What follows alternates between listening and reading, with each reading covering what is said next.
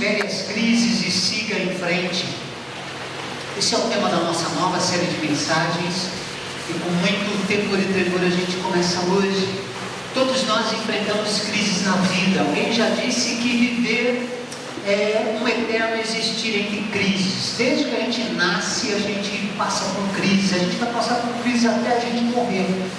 O problema é que alguns de nós não sabemos encarar as crises, não sabemos lidar com elas, e muitas vezes nós não conseguimos seguir em frente quando uma crise atravessa o nosso caminho.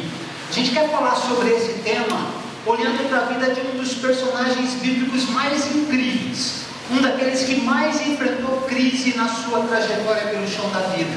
Esse homem é um homem conhecido por cada um de nós. Na minha opinião, ele é o Zé mais famoso de todos os tempos, José do Egito. Um personagem que tem muito para falar. Ah, pastor, eu conheço essa história. É incrível, eu também conheço. E como essa história nos emociona, como essa história fala conosco. Sabe por quê? Porque essa é uma história que por trás dela está a poderosa mão de Deus. E quando Deus está na história de alguém, essa história ela se torna atemporal, ela sempre vai falar com a gente de algum jeito. E é a nossa esperança que essa história de José, focando nesse tema de crises, falem comigo e falem com você. Gênesis 37, onde tudo começa, diz o texto assim: habitou Jacó nas terras das peregrinações de seu pai, na terra de Canaã. E esta é a história de Jacó. Tendo José 17 anos, apacentava os rebanhos com seus irmãos, e sendo ainda jovem, acompanhava os filhos de Bila e os filhos de Zilpa, mulheres de seu pai, e trazia más notícias deles a seu pai. Ora, Jacó amava mais a José que a todos os seus filhos, porque José era filho da sua velhice, e fez-lhe uma túnica longa de mangas compridas. E vendo, pois, os seus irmãos que o pai amava mais José do que os outros, odiaram-no e já não lhe podiam falar pacificamente. Teve José um sonho e o relatou a seus irmãos, por isso o odiaram ainda mais, pois lhes disse: Vamos, ouvi este sonho que eu tive. Nós estávamos no campo e a gente estava atando feixes no campo, e eis que o meu feixe se levantou e ficou em pé, e os vossos feixes o rodeavam e se inclinavam perante o meu. Então lhe disseram seus irmãos: reinarás com efeito sobre nós? Sobre nós você reinará realmente? E com isso tanto mais o odiavam por causa dos seus sonhos e das suas palavras. Teve José ainda um outro sonho, e o referiu aos seus irmãos, dizendo: sonhei também que o sol, a lua e 11 estrelas se inclinavam perante mim. E contando ao seu pai e aos seus irmãos, repreendeu o pai e lhe disse: que sonho é esse que tiveste? Acaso viremos eu, tua mãe e teus irmãos a inclinar-nos perante ti em terra? Seus irmãos lhe tinham ciúmes. O pai, no entanto, considerava o caso consigo mesmo. Vencendo a crise do fracasso familiar é o tema que a gente vai conversar hoje à noite à luz desta palavra. Vamos orar, queridos? Vamos pedir para Deus falar conosco? Pai querido, muito obrigado pela oportunidade de compartilhar a Tua palavra, Senhor. Nós não somos dignos de fazê-la. A Tua palavra é tão linda, ela é tão especial, mas que o Senhor, por misericórdia, use a nossa vida para conduzir-nos à reflexão da Tua palavra, das verdades que o Senhor quer que a gente descubra, para que a gente possa vencer as nossas crises, em particular, a crise do fracasso familiar. Alguns de nós temos dificuldades na nossa família, alguns de nós temos dificuldades de lidar com os fracassos que a nossa vida familiar conta. Por isso nós necessitamos, pedimos que o Senhor use a Tua palavra hoje à noite para nos orientar, para nos confrontar e acima de tudo para nos trazer esperança de que é possível vencer a crise no contexto da nossa família. Fale conosco, Senhor, fale conosco, bondosamente nós suplicamos assim, no nome santo, bendito e precioso de Jesus. Amém, amém, amém. A história de José do Egito é uma das mais conhecidas da Bíblia. Eu sei que você já ouviu muito desde que você era um junior, desde que você estava no departamento infantil. Essa história é conhecida, ela não perdeu o seu encanto, a sua capacidade de nos emocionar, de nos edificar e também de nos confrontar. A história de José é uma história extraordinária de um homem. Os teólogos dizem que Gênesis fala mais de José do que qualquer outro personagem, por uma razão. Para os estudiosos da Bíblia, José é a pessoa que mais se parece com Jesus no Antigo Testamento. Por isso a gente tem muitas informações sobre ele. Mas preste atenção, essa é uma observação verdadeira. José é o personagem que mais lembra Jesus Cristo no Antigo Testamento. Mas não se esqueçam, José é um homem, José é um ser humano, José é uma pessoa que tem sentimentos, uma pessoa que tem uma história, uma pessoa que tem fragilidades. Quando a gente olha para a história de José e só o contempla como um tipo de Jesus, parece que esse homem é um homem especial, é um homem que está acima de todos nós, e não está. José foi um homem como eu e você, sujeitos aos mesmos erros, às mesmas intempéries da vida, sujeito às crises. E como José enfrentou crises? O nome José é um nome hebraico que tem um significado muito legal. O Senhor acrescenta, o Senhor multiplica. Se o José estivesse vivo hoje, eu não tenho dúvida que o José estaria ganhando muito dinheiro. Sabe com quê? Com consultoria no mundo corporativo. Ele ia nos ensinar sobre resiliência, ele ia ensinar sobre inteligência emocional. Eu tenho certeza que ele seria um coach, ele seria uma pessoa que ia orientar as outras pessoas para que elas pudessem encarar as dificuldades com muita resiliência. Ele ia ganhar muito dinheiro, porque ele foi um homem que lidou com crises, ele superou crises e ele seguiu em frente. A primeira crise que o José enfrenta é a crise no meio da sua família, uma crise que é uma crise de fracasso, de tragédia familiar. O José nasceu no seio de uma família extremamente problemática, complicada. Muitos de nós carregamos um fardo porque nós viemos de uma família complicada, porque nós temos uma história familiar que é uma história pesada. O José enfrentou isso. A história de José é uma dessas histórias dramáticas de famílias complicadas que nós temos nos nossos dias. A história da vida de José às vezes se parece com a minha história, com a sua história. Por causa de uma história de fracasso, a gente cresce com inferioridade, a gente cresce com medo da vida, a gente cresce cheio de ressentimentos, a gente cresce cheio de problemas. Eu conheço a história de um rapaz que na adolescência ele pegou uma conversa do pai com a mãe, e a mãe dizia para o marido: olha, você bem sabe que eu não queria ter o Luiz, você bem sabe que eu tentei abortar 2 vezes, você bem sabe que a gente não podia ter o Luiz, mas não deu certo e a gente agora tem que cuidar dele. E ele ouviu essa história. Como é que esse menino vai crescer? Ele vai crescer se sentindo um peso no mundo, um peso para a sua família. Quantos de nós temos uma história assim? Porque o pai nos rejeitou, porque uma mãe nos rejeitou, porque no nosso relacionamento entre irmãos nós não conseguimos encontrar aceitação. O José, ele tem uma história como essa. O livro de Gênesis tem muitas informações de José. Eu vou resumir algumas coisas sobre a família dele. Primeiro, o pai dele se chama Jacó. O Jacó, o pai de José, teve 4 esposas, 12 filhos, 12 filhos homens, e teve uma mulher, a Diná, a única mulher. A Bíblia fala da história de muitos pais ruins. Jacó está entre os 3 piores pais que a Bíblia relata. Jacó foi um pai passivo, foi um pai indiferente, foi um pai omisso. Jacó, como pai, foi uma pessoa desastrosa. Ele tinha um problema muito sério de relacionamento com o seu irmão gêmeo, o Esaú. Você se lembra disso, Gênesis capítulo 25. Eles não se davam bem.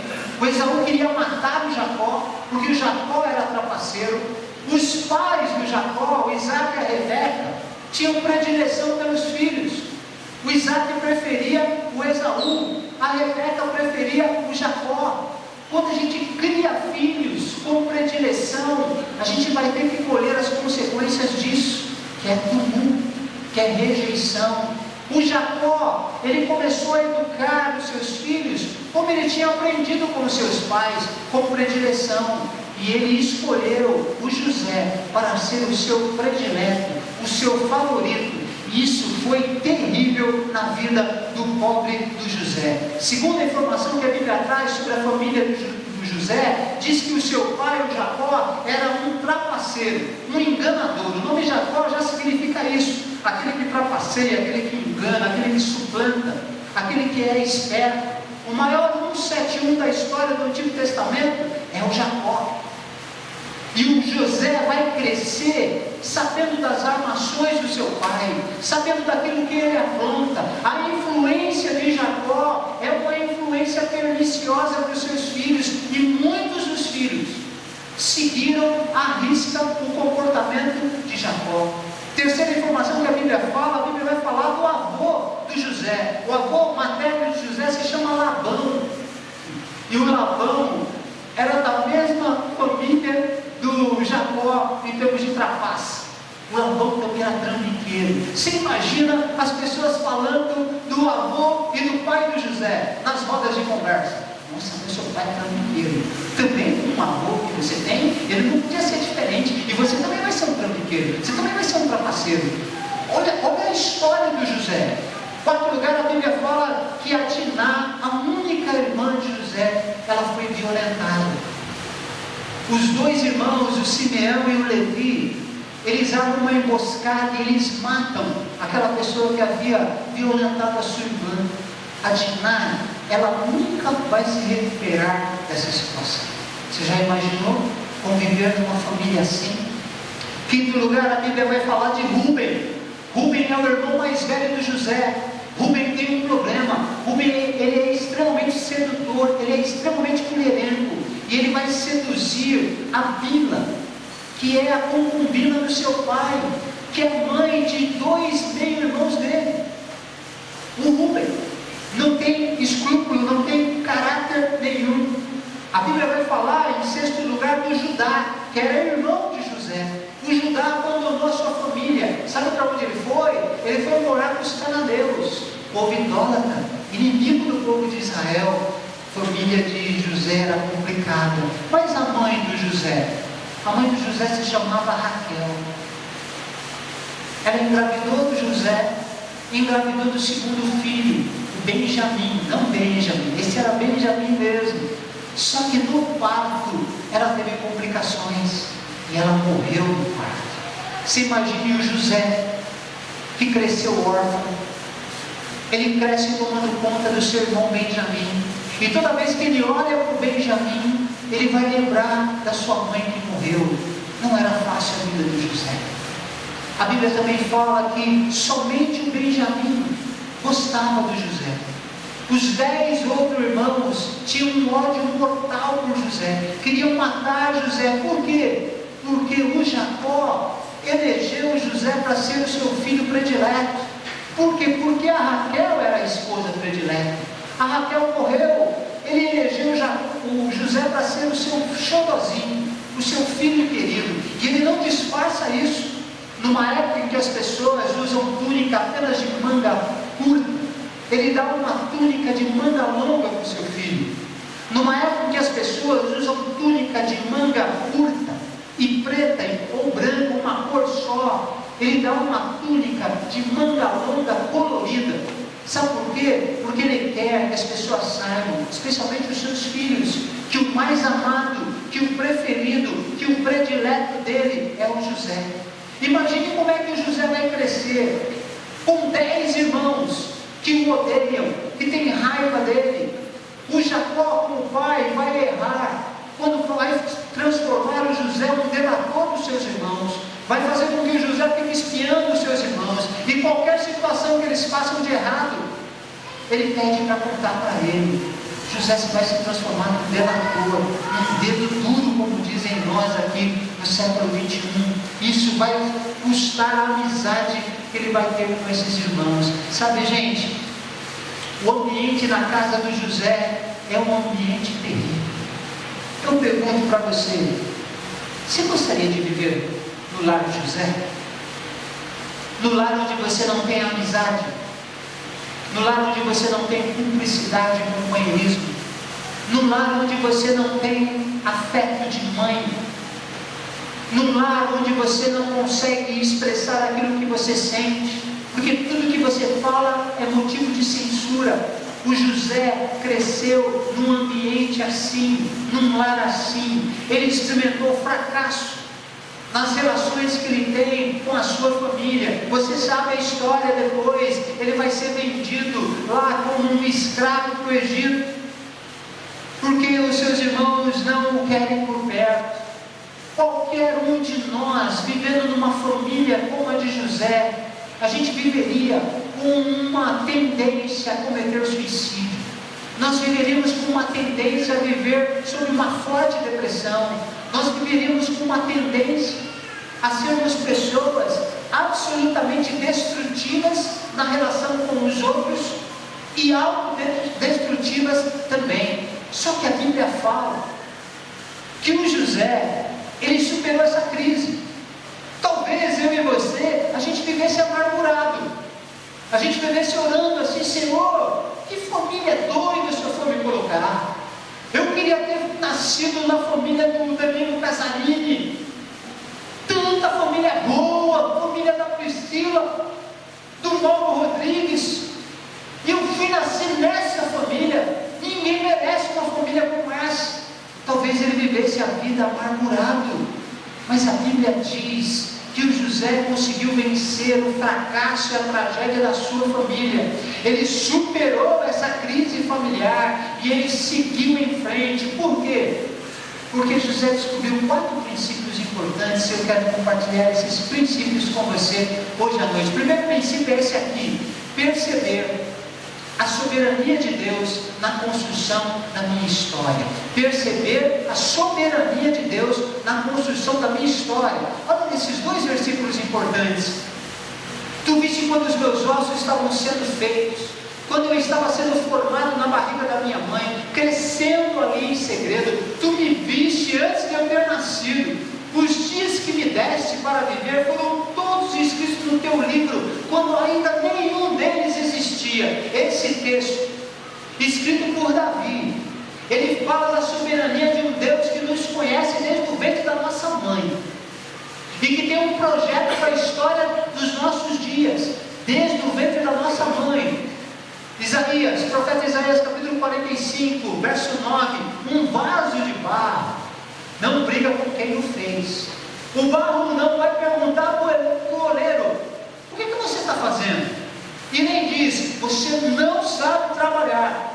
Sabe, irmãos, por que o José ele venceu essa crise da sua tragédia, do seu fracasso familiar, e superou e seguiu em frente? Porque ele percebeu que, apesar do histórico familiar pesadíssimo que ele tem, havia um Deus soberano que estava sobre a história dele, que controla o universo e que tinha um propósito para ele e para a sua família.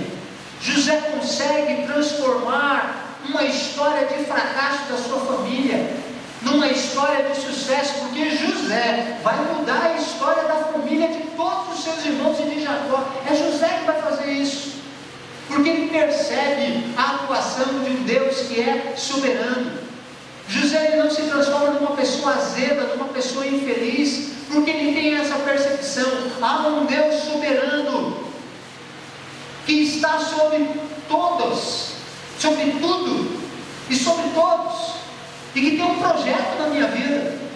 E é isso que alimenta o coração de José durante todas as crises que ele vai viver, especialmente nessa crise que ele vive no contexto da sua história. Eu não sei como é que é a sua família, eu não sei se você está feliz com a sua família, mas o fato é, eu acredito que Deus pode mudar a história da sua família se você se render, como nós cantamos nesta noite, ao poder de Deus. Se você acreditar na soberania de Deus, Se você colocar a sua vida nas mãos de Deus, Deus pode redimir a história da sua família, a história de fracasso da sua família, por sua causa, por causa da sua fé. É por causa de José que Deus vai abençoar a nação inteira do Egito, quando ele vai se transformar em primeiro-ministro do Egito. É por causa de José. É por causa de José que os israelitas não vão morrer de fome, por causa da vida de um homem que acredita que tem um Deus que está no controle da história, que acredita que Deus é Deus, mesmo quando a gente não consegue, no meio da crise, enxergar a sua mão. O José, ele não esmoreceu. Por isso eu quero convidar você a não se entregar à frustração de pertencer a uma família problemática. José também tinha uma família problemática, talvez pior do que a sua, talvez pior do que a minha. Você pode dizer o seguinte: mas pastor, o senhor não conhece lá na minha casa? Na minha casa eu também tenho vergonha do meu pai, da minha mãe, eles são desonestos. Eu tive uma ovelha no meu primeiro ministério, que ela me procurou chorando, porque o pai dela, ele devia para todo mundo na igreja. Ele pegava dinheiro emprestado e ele não pagava ninguém. Tinha cheque sem fundo na praça, só de um diácono da igreja tinha 4 cheques devolvidos sem fundo. E ela disse assim: pastor, eu tenho vergonha dos meus pais, tenho vergonha do meu pai em particular, tenho vergonha. E essa moça se transformou numa excelente profissional, numa pessoa honestíssima, porque ela acreditou na soberania e no propósito que Deus tinha para a vida dela, independente da história que o pai dela possuía. Sabe, irmãos, a gente precisa crer e acreditar nisso. Deus pode fazer um milagre na história do fracasso da nossa família, por causa da nossa fé, da nossa crença, da nossa postura em um Deus que é soberano. Ah, pastor, o senhor não conhece a minha mãe é mentirosa, ela é fofoqueira. O senhor não conhece o meu irmão, ele é um cara violento. José também tinha irmãos violentos, tinha irmãos mentirosos. A história de José é uma história pesada quando a gente pensa na família dele, mas Deus tratou na vida de todos os familiares de José por causa da fé de José. Segundo princípio que eu quero compartilhar com você é esse daqui: focalizar os aspectos positivos do seu histórico de vida. Focalize os aspectos positivos do seu histórico de vida. Olha esse texto importante, Filipenses capítulo 4, verso 8. Meus irmãos, encham a mente de vocês com tudo que é bom, com tudo que merece elogios, isto é, tudo que é verdadeiro, digno, correto, puro, agradável e decente. Nessas coisas, diz a tradução da Bíblia Revista e Atualizada, a gente deve pensar. Por que eu falo isso? Porque às vezes na nossa família nós estamos sempre focalizando e ressaltando mais aquilo que tem de ruim. A gente sabe todos os defeitos dos nossos cônjuges, dos nossos filhos, do nosso cunhado, da nossa sogra. A gente decorou os defeitos, a gente sabe todos os aspectos negativos. E o nosso problema é que a gente vive com essas coisas na nossa cabeça, e a gente precisa colocar na nossa mente coisas boas, especialmente virtudes. E eu quero pensar com você: talvez a sua esposa não seja uma esposa fácil de se lidar. Talvez o seu marido seja um traste, uma tranqueira que você ora para Jesus levar mais cedo para a glória. Talvez você tenha uma sogra que a Jezabel, perto dela, é coroinha de igreja. Mas eu digo para você, mesmo as pessoas com inúmeros defeitos, elas têm qualidades, elas possuem virtudes.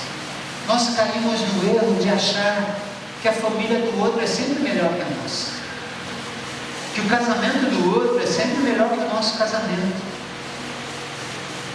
Às vezes, se a gente tivesse nas nossas mãos um controle, com uma tecla, mude de família agora, outra tecla, permaneça na sua família, a gente estava mudando de família. Sabe por que a gente mudaria de família? Porque a gente fica colocando o nosso olhar, a nossa mente, o nosso foco nos defeitos que a nossa família tem. E as dúvidas, gente? Dê uma olhadinha para a pessoa que está do seu lado, talvez ela seja um parente seu, uma mãe, um pai, um marido. Bota uma olhadinha. Tem defeito, não tem, gente? Não fala, olha para mim, não fala. Mas não tem virtude? Cita uma virtude em 10 segundos que essa pessoa que está do seu lado tem. Uma virtude. Fala para ela. Não demora muito não para achar. Não vai inventar não. Uma virtude.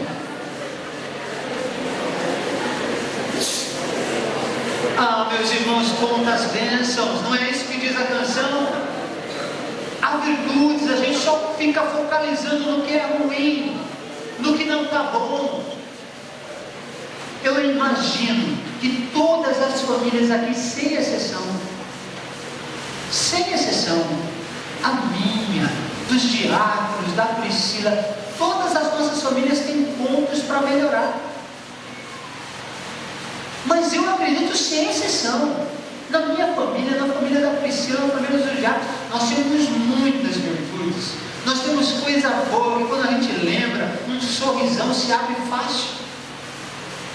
Quando a gente encara uma crise na família, a gente precisa ter em mente não só o motivo da crise, a gente precisa ter em mente as virtudes, as coisas boas que existem na nossa família, porque isso vai nos motivar a lutar pela nossa família, a corrigir as coisas que estão ruins e transformá-las em coisas boas.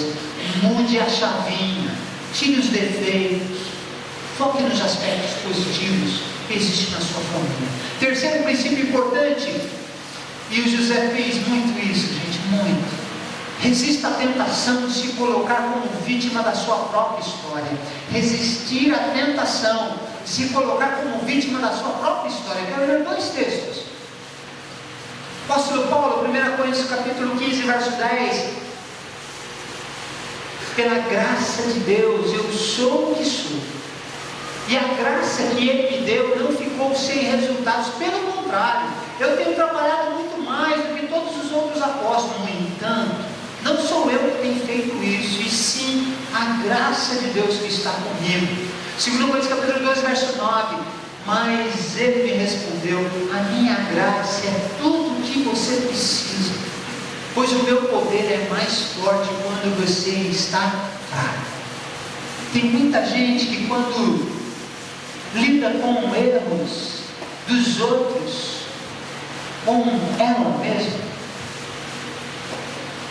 comete um equívoco de se transformar na vítima da sua própria história e de colocar todos os fracassos, todos os problemas que são da nossa responsabilidade na conta de alguém que não seja a gente mesmo. O José podia ter feito isso. Ele podia ter sentado no banco da praça e viver reclamando: Senhor, sou órfão, perdi minha mãe na fase que eu mais precisava dela. Olha esses irmãos, os caras querem me matar. Meu pai, ele me ama, mas o amor do meu pai é doentio porque tem predileção. Como é você alguém na vida assim? Ele podia ter dado todas essas desculpas e ter se transformado num Zé Ninguém, num Zé Ruela. Só que ele se transformou em José do Egito. Sabe por quê? Porque ele resistiu a se transformar na vítima da sua própria história. Ele não quis ficar se lamentando. Ele não quis ficar colocando a culpa em A e em B pelos problemas que estavam acontecendo com ele.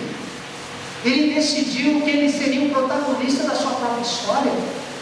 E para isso ele precisou confiar em algo extremamente importante, que o apóstolo Paulo nos ensinou nesses textos que nós acabamos de ler: na graça de Deus. na graça que nos dá a capacidade de superar os obstáculos da vida, que faz com que a gente encare as crises, supere e siga em frente. A graça de Deus amparou José. Por isso José não ficou se lamentando, colocando a culpa nos seus irmãos por terem vendido como um escravo. Ele viveu a vida dele, porque ele acreditou que a graça de Deus lhe seria suficiente. Sabe, gente, sabe como é que isso funciona? No século XIX, um padre dirigiu uma escola, e na sala desse padre havia um garotinho. Esse garoto, ele tinha um problema de surdez parcial, e isso o incomodava bastante. E além dessa surdez parcial, ele era muito inquieto, sempre interrompia o professor para fazer perguntas. O padre convidou seus pais para ir na escola. Foi só a mãe do Tom. Chegou lá, o padre estava ocupado, pediu para uma outra professora falar com a mãe do Tom e dar um recado para ela. Olha, seu filho Tom, ele não consegue aprender as coisas. Ele tem esse problema de surdez parcial. O cara é muito curioso, ele não tem inquieto, não dá para ensinar ele aqui não. Ele não tem condição de aprender. E a mãe, que era uma professora canadense, disse para a professora: meu filho, ele é capaz de aprender sim, não tem problema, eu vou ensiná-lo em casa. E o Tom foi e aprendeu tudo o que ele sabia com a sua mãe. E o Tom se transformou num grande profissional. A sua história diz que no dia que ele morreu, os Estados Unidos da América preparou uma grande homenagem. Durante um minuto, todas as luzes da cidade se apagaram.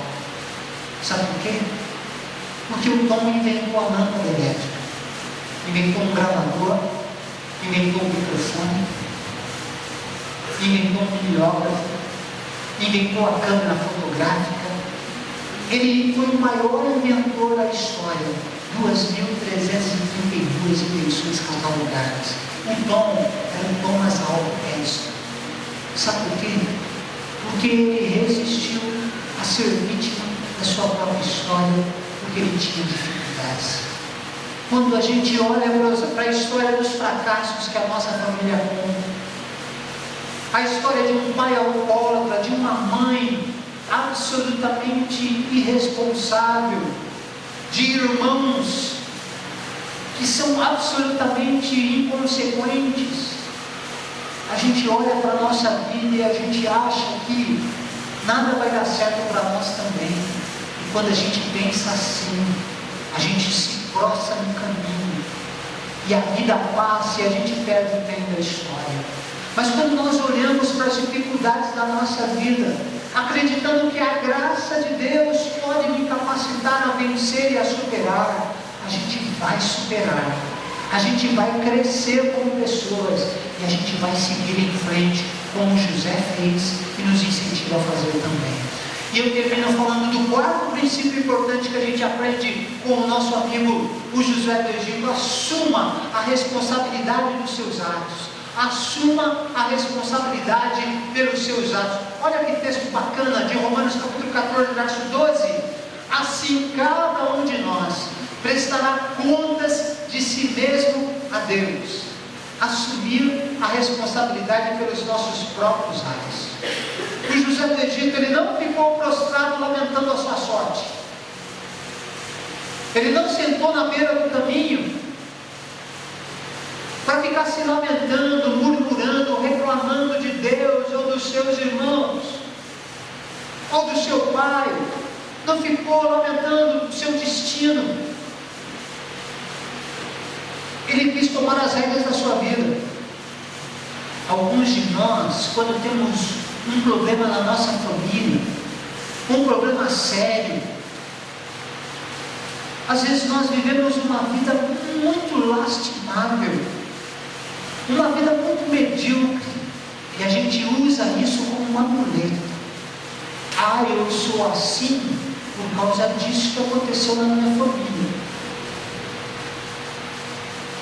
É como alguém já disse, a gente fica com a síndrome da Gabriela. Eu nasci assim, eu vivi assim, e eu vou morrer assim, sempre assim. Quando nós acreditamos que a gente pode, com a graça de Deus, construir a nossa própria história, como protagonistas, e não como reféns da história que outros escreveram errado e que nos afetaram, a gente pode vencer a história dos fracassos da nossa família. A gente pode vencer. Eu conheci um pastor que o pai dele foi estudador. E esse pastor era um homem abençoado de Deus. Mas quando ele descobriu a verdade sobre o seu pai, ele precisou fazer um tratamento psicológico. Porque ele acreditou que ele nunca poderia ser alguém na vida, por causa da falha do seu pai. E a graça de Deus transformou esse moço, e ele é bênção de Deus nas mãos de Deus. Quantos de nós aqui temos uma história na família pesada, mas apesar disso Deus nos abençoou? Quantos irmãos da EBCS, eu não vou citar nenhum para não constrangê-los, mas que vieram de uma família totalmente desestruturada e constituíram uma família abençoada, todos honestos, trabalhadores, todos com a sua casa própria, gente do bem, porque eles entenderam que cada qual será julgado pelos seus próprios atos. Eu não vou ser julgado pelos atos dos meus familiares, eu serei julgado pelos meus atos. Eu preciso construir a minha história.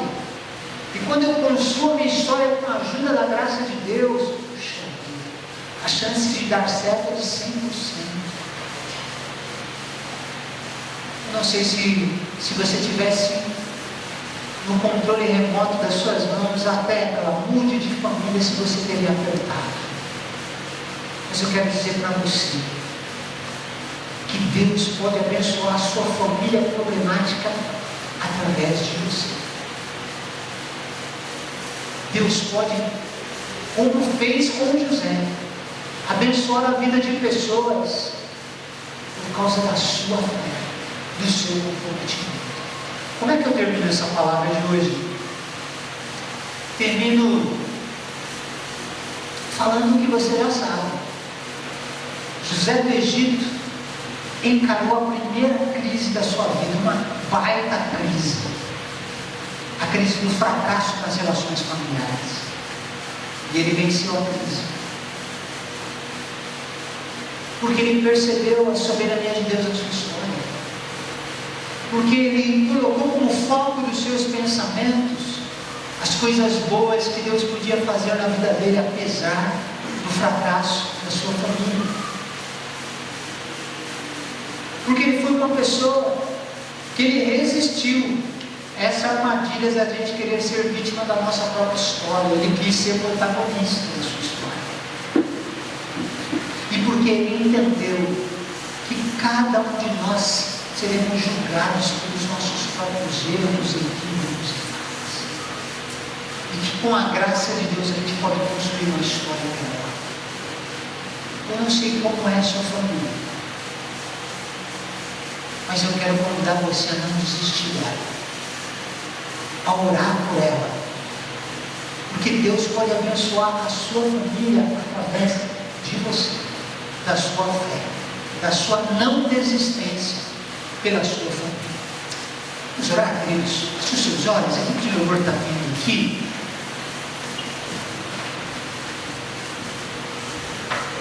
Mas hoje eu quero orar pela sua família. Eu não sei qual é a história que a sua família conta. Eu não sei se é a história de José falou com você hoje por alguma situação. É o mês da família que nós estamos abrindo aqui. Deus ama a sua família. Eu não tenho dúvidas. Eu quero orar pela sua família. Fique em pé onde você está. Se você precisa de oração para a sua família, o seu casamento, fique em pé. Eu não sei o que você precisa, mas Deus sabe. Deus sabe. Deus sabe como é que está lá na sua família. Deus sabe. Acredite, Ele não desistiu de você. Ele não desistiu da sua família. Ele pode abençoar a sua família por causa da sua fé. Acredite nisso. Pai, no nome de Jesus, eu quero colocar diante do teu altar a família de cada pessoa que está em pé agora, Senhor. Alguns estão pedindo pelo casamento, alguns estão pedindo pelos filhos, alguns estão pedindo pelos pais. Certamente cada um deles tem uma história de dor, uma história de sofrimento, mas não há nada, Senhor, não há absolutamente nada que o teu poder não possa transformar, que o teu amor, que a tua graça, que a tua misericórdia não possa transformar. Por isso, em nome de Jesus, eu quero abençoar essas famílias no teu nome, Pai, no nome que tem poder, no nome de Jesus. Libera a tua bênção sobre essas relações familiares aqui, Senhor. Que o Senhor possa trazer de volta aqueles filhos que estão frios na fé. Que o Senhor possa despertar o amor que está morrendo nos casamentos. Que o Senhor possa, Pai, trazer reconciliação para pais e filhos que se odeiam. Ó Deus, em nome de Jesus, conserta a história de relacionamento de irmãos aqui, Pai. Às vezes há tanto ódio na nossa casa. Ó Deus, em nome de Jesus, que nos nossos lares a gente respire o ar do respeito, da compreensão. Ó Deus, em nome de Jesus, nos abençoe nesse mês de maio. Abençoe as nossas famílias, Pai. Abençoe as famílias daqueles que nos assistem pela internet. Ó Deus, em nome de Jesus, abençoe também. E que o Senhor injete esperança no nosso coração, de que através da nossa fé, do nosso compromisso contigo, o Senhor pode transformar a história da nossa família. Obrigado, Senhor, pela tua palavra. Nós oramos agradecidos no santo, bendito e precioso nome de Jesus. Amém. Amém.